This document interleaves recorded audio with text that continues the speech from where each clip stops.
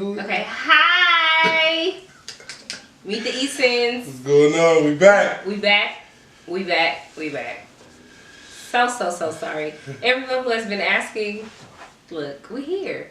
Life be happening and don't nobody be feeling like recording these all the time. It's just what I want y'all to know. It ain't that. It ain't that. It's the setup process. That's part of not feeling like it. No. Not feeling like recording the content, yeah, right. But we got lights and stuff now. Like when we used to just hit y'all with the front facing camera, that was easy. It was easy. Now you got to set up you got to make sure the camera charged and all that. But it's cool. We here. Right. But look, what's up? Yeah. We here. What's up? What was we gonna talk about, baby? I had said we should talk about like not expectations in a relationship, but just like dealing with things that you didn't know about your partner as they come, because those things kind of get like uncovered throughout the process. So I was really interested because when I brought that up, his reaction was like, yeah, we need to talk about like, ooh, yeah. And I was like, oh, no, first off, do you have any? Wait, no, let me finish what I was saying. So I was like, oh, wow. He was like, oh, yeah. He sat there for a minute. He like, yeah, we should talk about that one. And I'm like, okay, so I would be interested, you know? So before I could talk about it, I'm saying, do you have any? I would like for you to start. That's not what I asked you. Do you have any? Things that I discovered about you? Yeah. Okay. So everything you discover about your partner, you're not going to necessarily like. Hopefully it's something you could deal with, you could put up with. Like, so true. Nothing that's going to be too irritating for you if you plan on being with somebody forever. So, me and Jessica were together, I can't really say it, maybe a few months before we like, well she would spend a night before that. But when this happened the first time, I thought I was literally tripping. Oh my God. If you know her, you know this, but if you have to be like a close friend to know this. She talks in her sleep. and not no regular talking. I'm saying like real, it's totally off the wall stuff. You said I be having conversations. Conversations, but it's off the wall. You can't, like, it's not like, it's not. It's not. So, but when it first happened, literally, she would be talking, and you know how you sleep and you hear somebody talking, and you get up like, baby, what you say? And then you start to think, are you tripping? Am I tripping? Is she talking? Cause you hear about it, but it's like the same thing when you hear about a person that sleepwalks. You hear about it, but how often do you really see people that sleepwalk? Same with her. I have not met nobody else that I know, at least that I've slept next to, that talks in their sleep. So when the first few times it happened, and I think the first time I brought it up to her, excuse me, I'm getting over a little cold. The first time I brought it up to her, she was so nonchalant about it, like, oh, for real? Yeah, no, she might have said, like, oh, Kedra, somebody told me, like, yeah, I do talk in my sleep. I was really talking in my sleep? Yes, you was really holding a whole conversation in your sleep. That's not like so far-fetched to me. I know it was like very like shocking. Have you ever heard anybody else talking in their sleep though? Yeah, my mom. Might be hereditary. You never know. My baby might talk in her sleep. Wow. Okay. So your mom talks in her sleep. You probably, I'm pretty sure you. But it's not like, I mean, I don't know. I haven't slept next to my mom in so long, but like, yeah, I clearly remember her talking in her sleep, and so maybe I thought it was normal because talking in your sleep is just that's not like crazy. I feel. I mean, look. Talking the way you see, but you've never heard yourself talk. And every time I'm about to try to record or something, she's in her sleep, so she just stops. Yeah.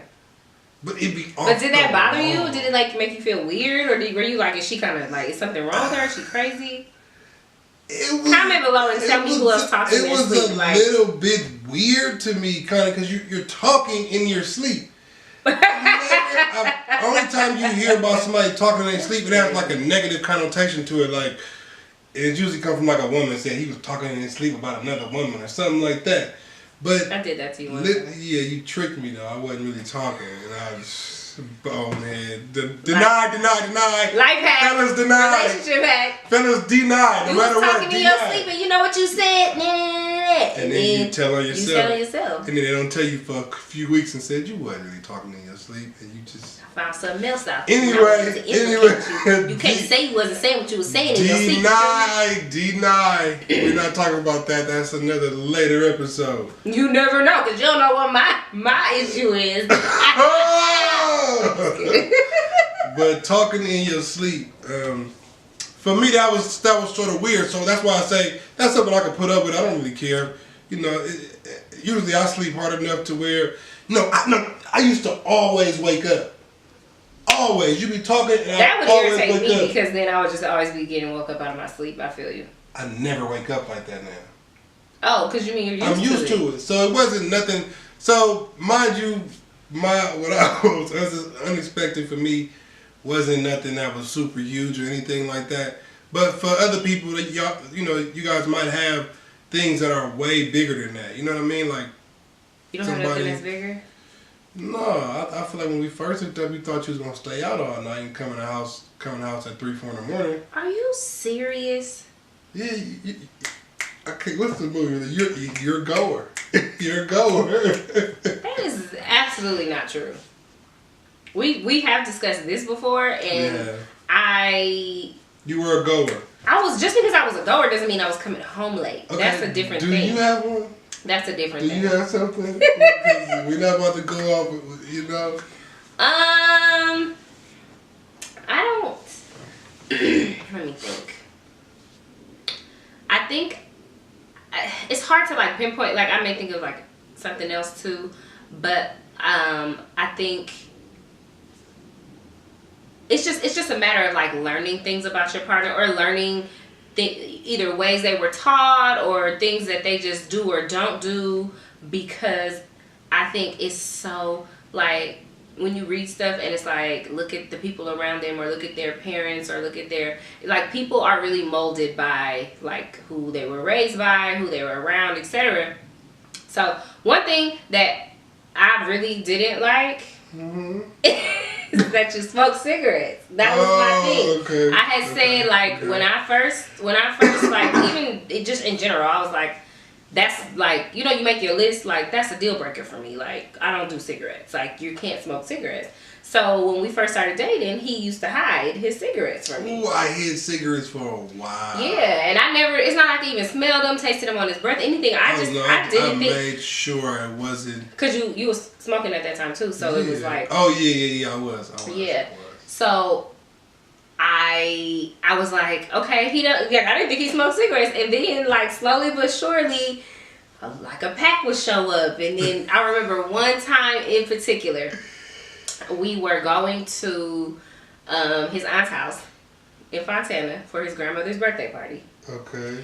And I thought I was doing something. I hid him from him. This was like my first time kind of almost like meeting like a majority of the family because all the, everybody was there. Like aunts, uncles, cousins because it was his grandmother's birthday. So we pull up. I hid the cigarettes. I think I hid them in the side of the car. There's like a little pocket there. So I'm playing along. I'm like, I don't know where they went. Like, he's like, you don't see him? I'm like, no. I'm tearing up the car. I'm like, no, I don't see him. He's like, it's cool. I'm like, oh, you don't even want him? Great. We go inside. Hey, hi, it's Jessica, whatever. We walk through the house, get to the backyard. Man, he didn't want them cigarettes because everybody else had them. He didn't care. He didn't care. It was like left, right. Like he was like, what? I'm about to bum up from him, from her.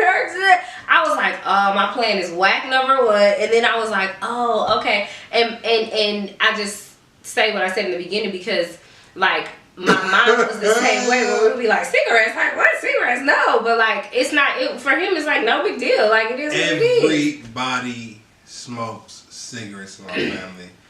My grandmother smoked cigarettes. My grandfather still smokes cigarettes. You're not about to tell on everybody. My mom smokes cigarettes. Both my aunties smoke cigarettes. Maybe like 5 or 6 of my cousins smoke cigarettes with just a cigarette. So that for me was like a jolt, and I was like, oh wow, okay, this is a real thing. Like this is not this. It's not like he picked up this habit along the way randomly and like, you know, because it's hard and it's a social thing. So like if you're hanging out with your family or hanging out with your, like he has his cousins that he's like super close with, so hanging out with them, or even his mom, like his grandfather, his grandmother, like whoever you like, hanging around, I was it's a kid social that thing. Went to elementary school and I get a you smell like cigarettes? Oh no. One time I told my mom, they said you smell like cigarettes. I told her, and she said, need to mind their business. My mother is unapologetically cigarette smoking. Okay. She's at the house right now with a cigarette now, and I guarantee it. That's just what it is. So yeah, that was like something for me where I felt like I learned it along the way. And then it's something that you kind of have to like acclimate to. Some people, there's some things that are a deal breaker for some people. I think with women, a lot of the times we say like I said before, like here's our list, not like a physical list. Some people make physical lists, but just things in your mind that you think that you would expect or want or whatever in a relationship. And then like when it actually comes, it's like, okay, I gotta deal with this cigarette smoking ass man. Like, because I want to be with him and he does this. And you know, cigarettes are a little bit tricky because it's also like me being like, no, I care about your health. I don't want you to do that to yourself, like those kind of things. So that's where it just becomes like a tug of war where I'll be like, stop smoking cigarettes, or like kind of, you know, strategically try to be irritating about it so that it becomes something that he doesn't like want to do. You definitely have cut back over the years. They're so thick. Cigarettes are they're very so addictive. Tough, so yeah. tough to stop. Especially for me, like when me and her just chilling at the house, like I haven't smoked a cigarette. We've been in the house for the last 2 days, so. Like, and I don't buy them no more. See, I used to buy them, and now it's kind of like if I'm around you and you got a cigarette, I bum one. But I'm not about to go buy a pack of cigarettes like I used to. But I also think before I moved in, you would smoke inside the house. No, for sure. So, I was smoking right. I would be sitting right here. Crazy to me. What? You going across the street? No.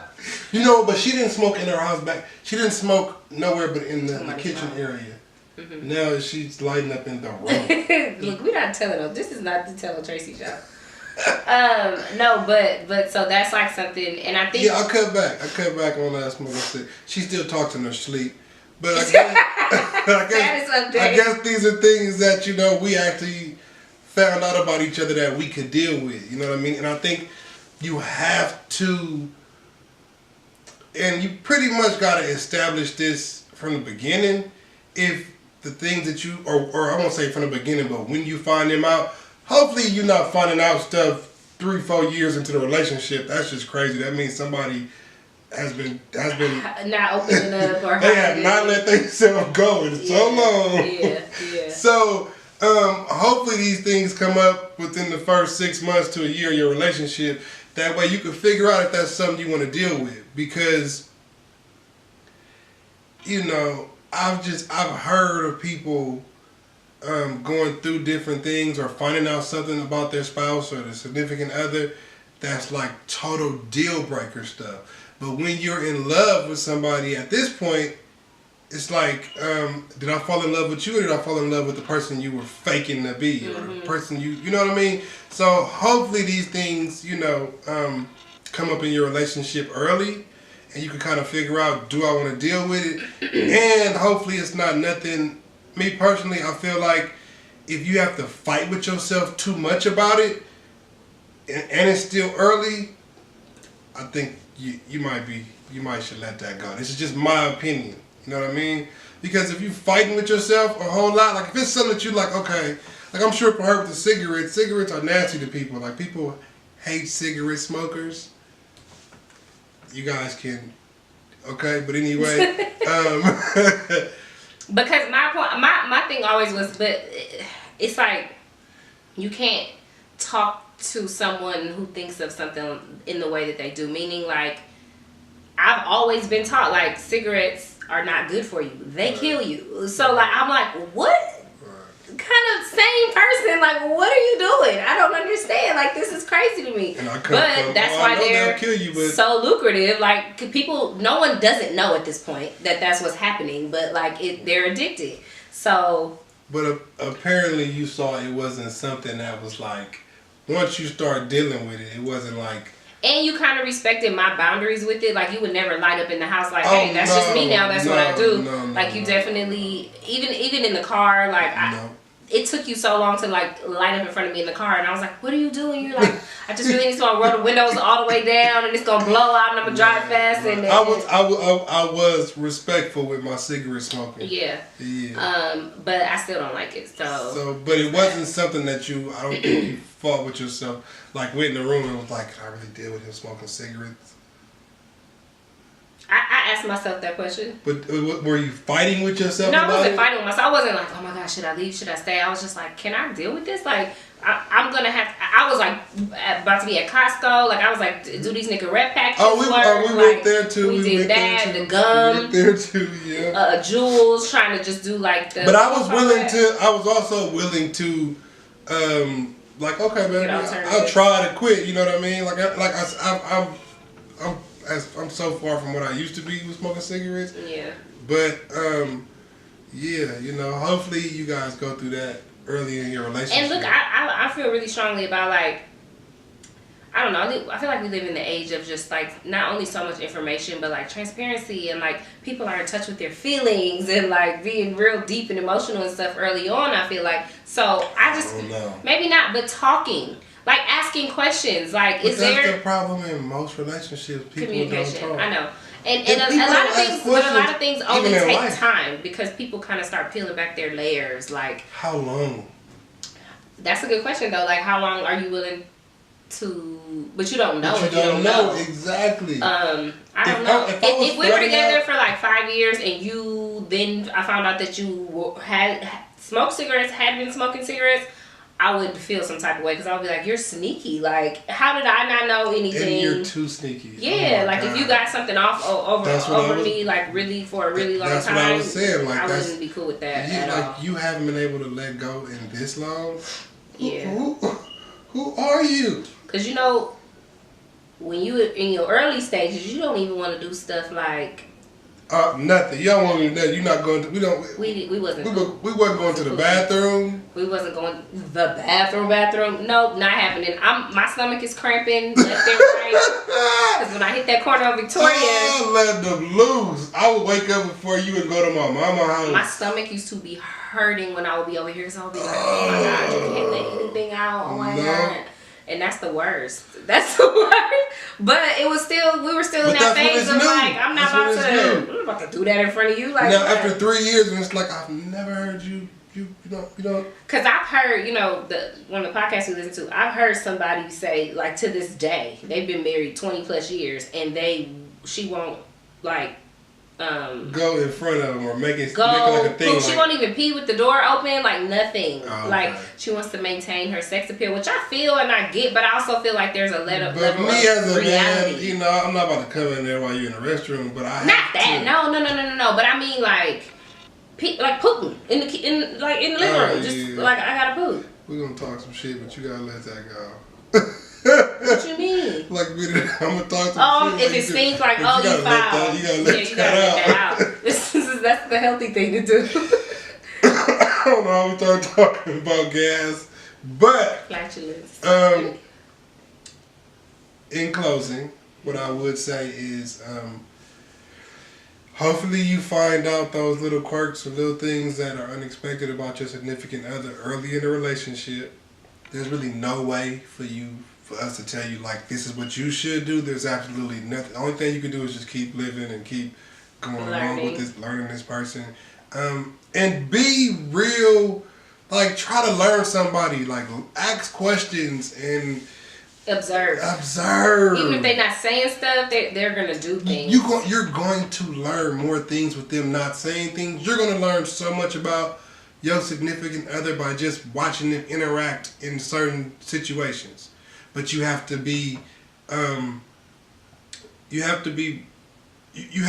like in learn mode all the time. Right now, I don't have to be in learn mode. I feel like, I don't know, I can't tell you the last thing Jessica has done something that I didn't know she was going to do.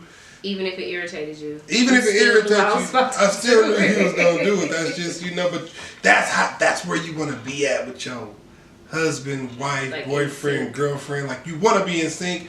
You want to be finishing sentences. I know it's like funny and cute to people, but when you've been with somebody for a while and you know them and you've learned them, like I've studied you. I've read this book 1,000,000 times and I want to continue to read it for the rest of my life. Okay. But hopefully all the little things that you might like, you might not like come out early in a relationship.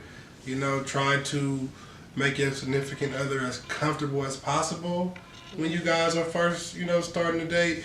Try not to be too judgy, because that's what'll make a person hold back. Exactly. You don't want anybody to clam up. And I feel like a lot of people, just from my friends that are dating and all of that, like, common questions are like, even on a first date, it's like, well, what are you looking for in a person? Like, don't answer that. Like, you can, but like, what's the point? Don't answer that, because what end up happening, because you never know what love is. Love is like crazy.